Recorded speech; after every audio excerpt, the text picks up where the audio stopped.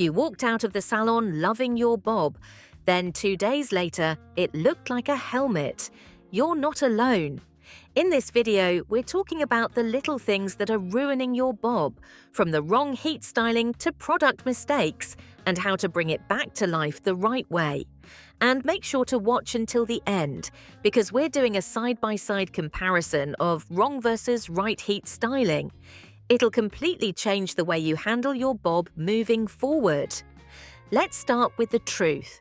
What really is ruining your bob without you knowing? A bob is one of those haircuts that can look incredibly chic, flattering and modern only when it's styled the right way. But styled the wrong way, it can quickly fall flat, lose its shape, and even make you look older than you feel. It's not just about the haircut itself, it's about how you treat it every single day. The biggest mistake many women make is treating their bob like any other haircut. A bob demands more intention and care. It's not something you can rough dry and go, especially if you're over 50. Our hair naturally changes with age.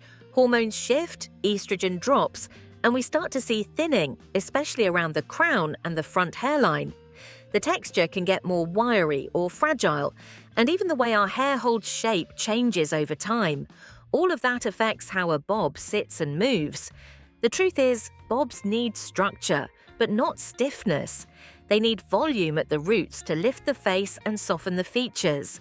They need lightness and softness around the jawline to avoid that heavy, helmet-like look, and they need just enough movement to stop the style from looking stuck in place. Some women go in with a round brush and blow dry every inch to the max, smoothing every strand until it's stiff. Others weigh the whole thing down with too much leave-in product or smoothing oil. And then there's the heat, which is the biggest problem of all. When you constantly apply high heat with no protection, you end up frying the texture right out of your cut. The result is hair that's lost its natural bounce, and a bob that sticks to your head like it's been ironed in place. Before we can fix it, let's take a deeper look at one of the biggest culprits, which are your products. This part is tricky because so many of us reach for products that promise to help, but they quietly work against us. If your bob looks great when it's freshly dried, but by lunchtime it's limp and lifeless, the issue could be sitting right there in your shower or vanity. Rich, creamy shampoos labeled as intense moisture might feel luxurious, but they're often loaded with ingredients designed for thicker or curly textures. Things like heavy butters, dense oils, and silicone can be too much for fine or thinning hair, which many women over 50 have. When those heavy ingredients coat the hair shaft, they drag everything down. The light, clean shape of your bob gets smothered. Instead of bouncing around your face or lifting your features, your hair starts to stick to your scalp and lose its definition. Even smoothing serums, when used after your hair is dry, can make matters worse. A small dab can easily separate the layers of your cut and make your ends look stringy, uneven, or greasy. That kind of styling doesn't just flatten the look, it also adds years. What your bob really needs is support without the weight. Lightweight volumizing mousse is perfect for this. It gives the body through the mid-lengths, which is where a bob needs structure the most. A root-lifting spray at the crown builds volume from the base, helping your cut hold its shape as you move throughout the day. And don't skip a heat protectant, just make sure it's the kind that offers a light hold rather than a greasy coating. It helps preserve the style, adds a touch of texture, and keeps your blowout soft instead of slick. Once your product routine is sorted, the next place we need to look is your blow-drying technique, because even the best products can't save you from heat habits that drag your style down. Blow-drying is one of those steps that seems simple but can really make or break your bob. A lot of us grew up thinking the goal was smoothness, so we learned to section the hair, wrap it tightly around a round brush, and blast it with heat from above. It's a method that feels productive, especially when you see the strands go sleek and straight. But with a bob, too much smoothing flattens the exact shape you're trying to create. You end up wiping out all the natural lift, that gives the cut its bounce and lightness. Worse, when you go over the same section again and again with high heat, you're doing more than styling. You're overcooking the hair. This leads to crispy, dry ends that stick out or clump together. Over time, it also weakens the hair shaft, so you may notice your bob getting harder to style or feeling rougher to the touch. And when the ends start to stiffen or frizz, the whole cut loses its softness. It stops framing your face and starts dragging it down instead. A better approach is to use heat more strategically.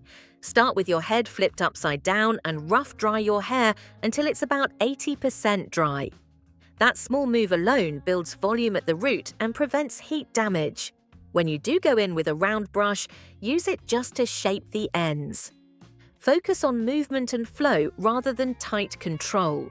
You don't need to drag the brush from root to tip. That only flattens the cut and overworks your hair. One more important tip: always point your blow dryer away from your face. This simple switch can completely change how your bob falls. Instead of pushing the hair down into your cheeks, you're directing it outward and upward. That helps open up your features, keep the cut soft, and avoid that collapsed, heavy look that ages the style. Now, if you're someone who reaches for a flat iron every morning to finish your look, here are the problems with over-straightening. Using a flat iron on a bob can feel like the fastest way to make it look sleek and put together. And for a quick fix, it might seem like it's working. But over time, daily straightening flattens out all the bounce and texture that give a bob its signature shape. What starts as a neat, tidy finish turns into a stiff, overworked style that doesn't move and doesn't flatter. When you flat iron every single section, especially from root to tip, you lose the natural lift and softness that makes this cut feel feminine. It pushes the hair too close to the head, hides the layers, and compresses the ends. If you go too far with that curve under at the bottom, you're left with a look that's bulky at the jaw and too rounded like a helmet. And when you're over 50, that kind of shape can actually pull the face down instead of lifting it up. A more natural-looking approach is to use the flat iron sparingly.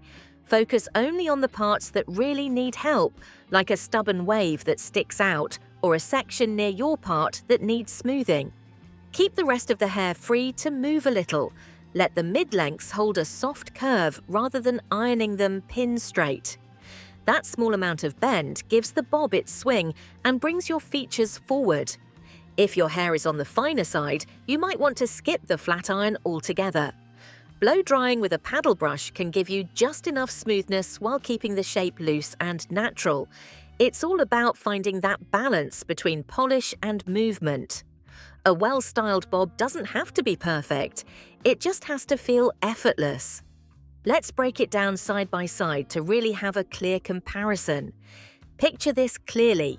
You've got two women with the exact same haircut.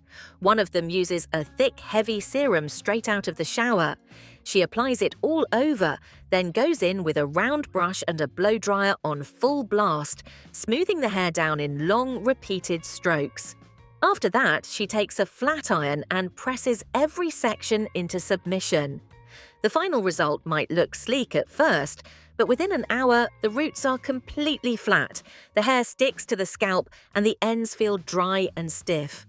That beautiful bob she left the salon with, it's lost all its life. Now imagine the second woman.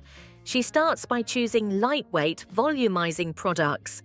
She skips the heavy cream and instead goes for a root lifting spray and a touch of mousse just through the middle and ends. When she blow dries, she flips her head upside down to let gravity do some of the work. Once it's mostly dry, she gently shapes the ends with a round brush. She doesn't go overboard with heat or try to force the style. The result is a bob that looks effortless. It has volume at the roots, soft movement through the body, and the kind of bounce that makes the whole face light up. The cut frames her features instead of hiding them, and the hair has texture without looking messy. And here's the best part. Both of these looks took about the same amount of time. The difference wasn't in effort, it was in knowing how to work with the haircut instead of against it. Choosing the right techniques doesn't have to be complicated. So which mistake were you making without realizing it? Share it in the comments below. And if you enjoyed watching this video, you will definitely love this next one.